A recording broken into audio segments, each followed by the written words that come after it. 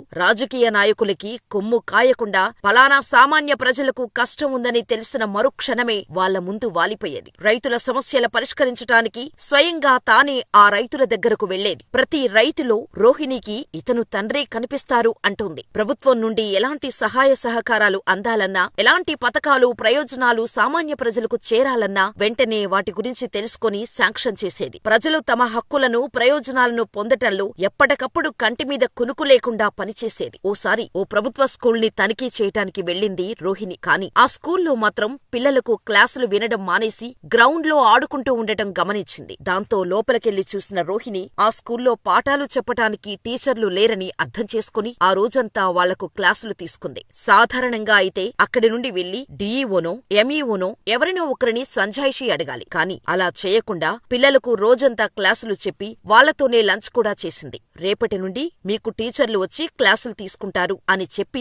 అక్కడి నుంచి వెళ్లిపోయింది. కాని ఒక స్కూలుకి గాని గ్రామానికి కాని కలెక్టర్ వస్తే ప్రోటోకాల్ ఎలా ఉంటుందో అందరికీ తెలిసిందే. 2 పోలీస్ కార్లు, స్థానిక మండల రెవెన్యూ అధికారులు, ఆ ఆఫీసర్లు, ఈ ఆఫీసర్లు అంటూ ఒక 20 మందైనా వస్తారు. కాని ఆ రోజు మాత్రం ఎవ్వరికీ తెలియకుండా సైలెంటుగా వచ్చి కలెక్టర్ అని కూడా చెప్పకుండా క్లాసులు తీసుకుని పిల్లలతో మాట్లాడి ఆ స్కూల్ గురించి పూర్తి సమాచారాన్ని తెలుసుకుని వెళ్ళింది. చెప్పినట్టుగానే మరుసటి రోజు నుండి ఆ స్కూల్లో టీచర్లు వచ్చి క్లాసులు తీసుకోవడం స్టార్ట్ చేశారు.